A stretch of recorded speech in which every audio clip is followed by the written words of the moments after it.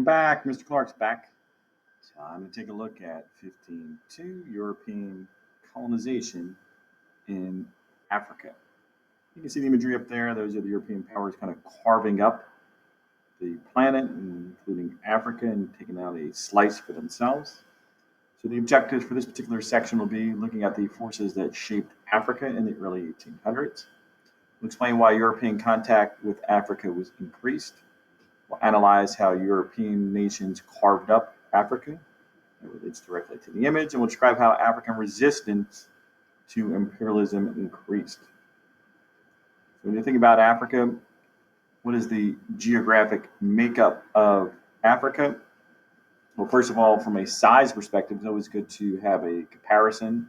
So for comparative purposes, it's 3 times larger than Europe.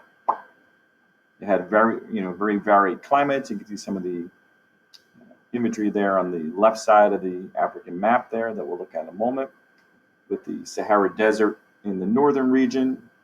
Then as you head southward, obviously it's getting warmer as you head towards the equator, and you'll see tropical rainforests, savannas. You see a wide variety of animals that are in Africa as well, and some really large lakes and rivers, including the Nile River. Hundreds of different languages, diverse cultures and tribes. Nearly 50 individual countries are located in Africa today. So when you think about Africa, often people kind of group or lump Africa together collectively, opposed to the individual countries and the diverse cultures, religions, views, beliefs, and way of life in Africa.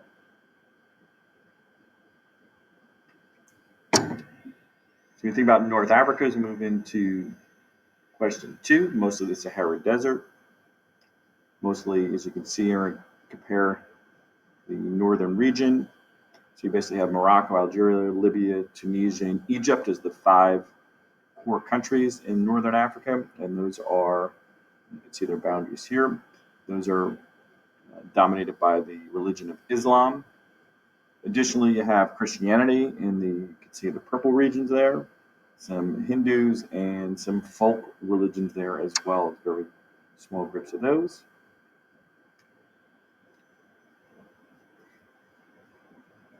When you think about European exploration, initially into Africa, the rivers were the main source of transportation through the lush and deep jungles.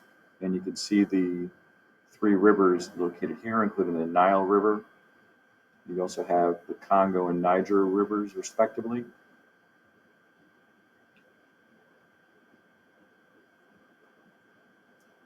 What was the state of the Ottoman Empire in the early 1800s? How might that impact North Africa? The Ottoman Empire, by this point in time, was nicknamed the sick man of Europe.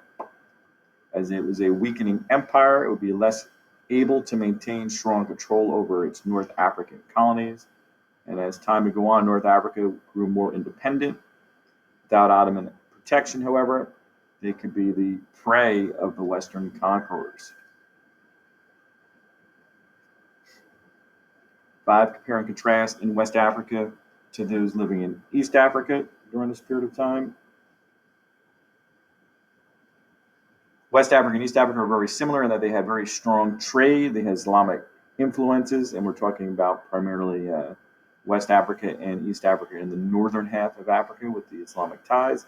However, West Africa was undergoing a Muslim revival under the leadership of Usman Dan Fodio, while East Africa was still involved in the slave trade. So when we think about different regions here, obviously they have some slight differences.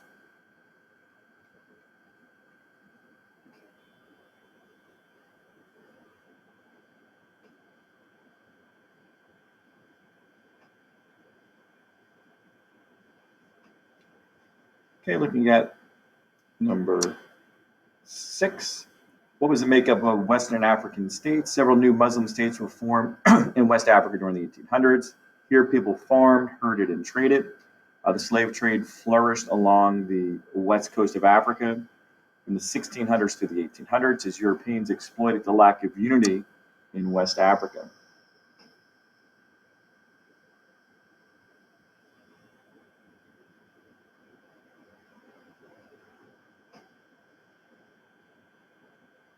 You can see here the movement of slaves into the Americas.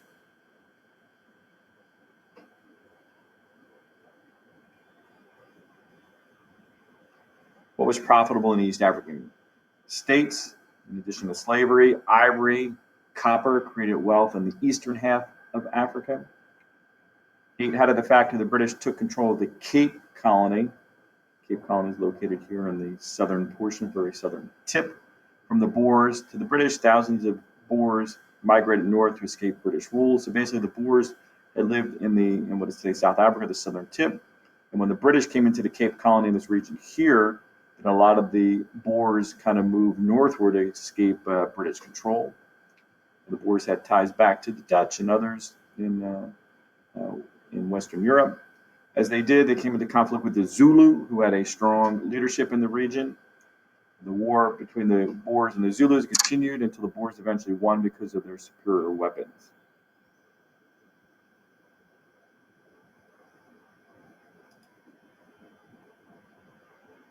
9, what happened to the West African slave trade during the 1800s? Most European nations outlawed slave trade during the early 1800s.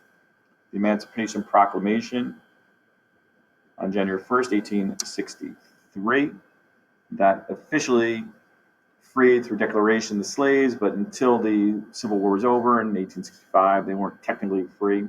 On paper, they were free in the rebelling states, but until the war was over and the Constitution was amended, they weren't really free from slavery.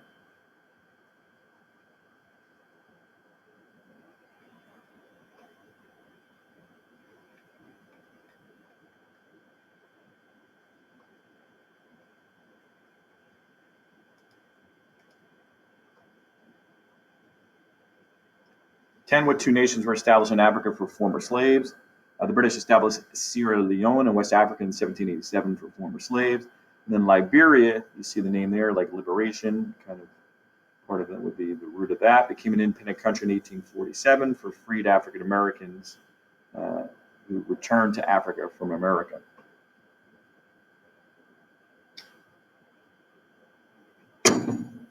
Why had it been too difficult from the 1400s through the 1700s for explorers to reach the interior of Africa? Difficult geography, limited technology, disease prevented explorers from reaching the interior. However, by the 1800s, improving technologies, medicine, and transportation allowed for explorers to consider exploring the interior of Africa. 12, why did the first Europeans travel into the interior of Africa? First Europeans to make the journey into the interior were explorers who wanted to map out the great rivers of the continent. So logistically, they held off for some period of time. Over the course of time, eventually they would hit further inside of the interior of Africa. 13, Christian missionaries wanted to help Africans while they tried to convert them to Christianity. Why might they have believed that opening Africa to Western ways would improve life for Africans?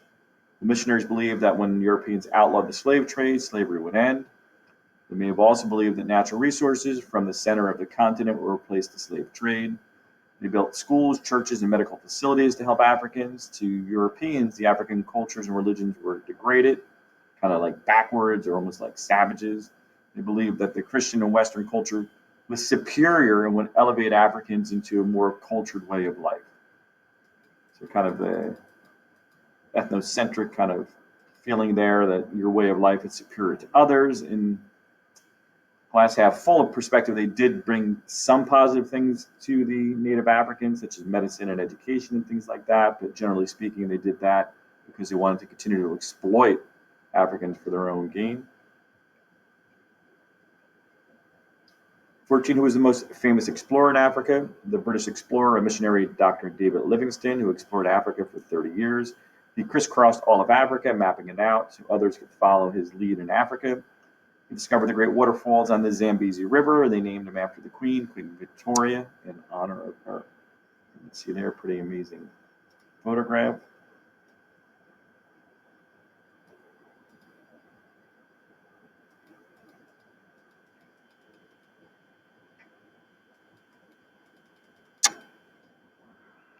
What happened in 1869 when Livingstone was not heard from for several years? Well, they sent in the journalist and adventurer Henry Stanley, who trekked into Central Africa in search of Livingstone. He finally found him in 1871, some 2 years later, and he made the very famous statement when he saw him: Dr. Livingston, I presume. And that's because he saw a Caucasian man living, amongst the natives there, and he kind of made the assumption that was Livingston.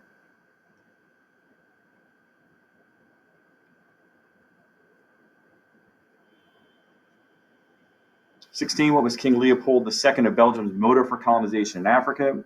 Publicly, he claimed it was a duty of the Western world to civilize the barbarians in Africa. Privately, he spoke of conquest and profit for Belgium. Leopold was no different than most other European leaders at the time, masking their real life goal of conquest and profit in the idea of they wanted to civilize and help out the natives. And this was true not just in Africa, but in other areas of the world.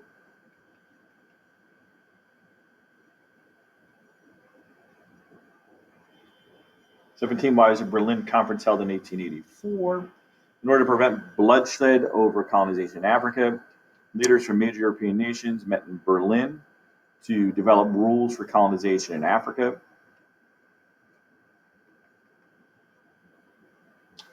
What was ironic or unfortunate about the people attending the conference? Africans were outlawed or prohibited from attending the Berlin conference. So basically, they're deciding the fate and future of Africa. And you can see seated at the table, none of whom were Africans. And you can see here the map of Africa is they're deciding how to colonize without going to war with each other and exploit Africa for their own gain.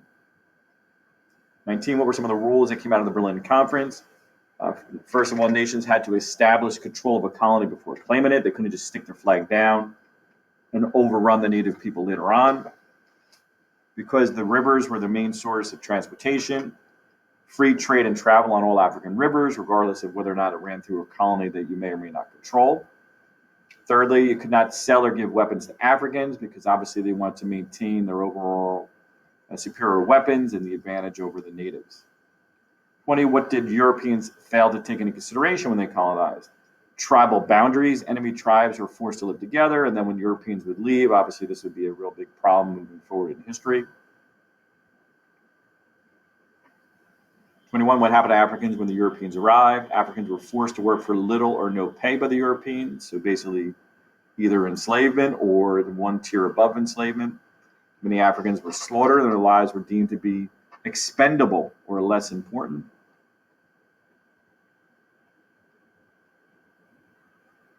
Perhaps the most famous and significant of the British imperialists or explorers was Cecil Rhodes. What did he want to do? What were some of the things that were named after him? Well, he was a wealthy British industrialist, imperialist. As you can see, Cecil Rhodes depicted in the imagery below. He's stepping on Africa. He's got strings from one tip of Africa to the other. And his goal was to control Africa from Cape Town, where his front foot is standing, to Cairo, which is in Egypt in the northeastern most region of Africa. So he wanted to create a railway line as well to kind of connect them together so that the British could profit from all of Africa. He was so significant in British history, they named one of the colonies after him, Rhodesia. And in England, they still have a scholarship in his name called the Rhodes Scholarship. It's one of the most prestigious scholarships in the world today. You can get that scholarship to Oxford University, basically the Harvard of Great Britain. And it's given out to the most accomplished people in the world. 23, why did the British seek to claim the Boer lands of the Cape Colony? Diamonds and gold were found in the Boer land, which is here in South Africa. Diamonds are still the De Beers company in South Africa, still based here.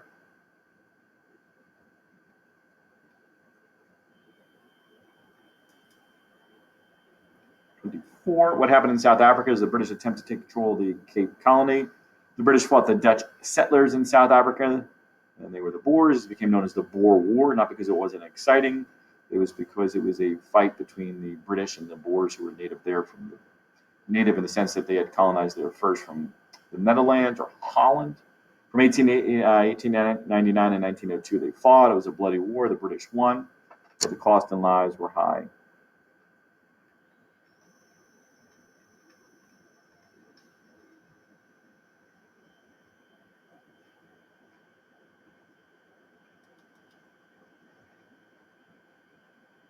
What steps did Menelik II take to successfully resist Italian conquest.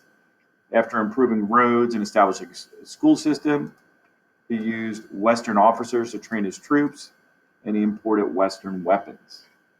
26. What were the only two African nations to avoid colonization? Liberia and Ethiopia. See the matching up of the key there, and you can kind of look at the different countries that had impact there. You can see the French region here. 27. How did Western education impact different members of the African elite? Western education convinced some Africans to value Western culture at the expense of their own. Others believed that the Western ideals of equality and liberty did not extend to Africans and rejected Western culture. Eventually, the education served to train the elite, who would lead national resistance to the West. Finally, the lesson reflection. Why do European powers spend time, money, and effort on missionaries to help the natives? They needed a healthy, civilized population to work for them and to also purchase their goods. Hopefully you enjoyed our discussion here of the colonization of Africa and understand the way in which the Europeans attempted to exploit the native populations here. And until next time, Mr. Clarke is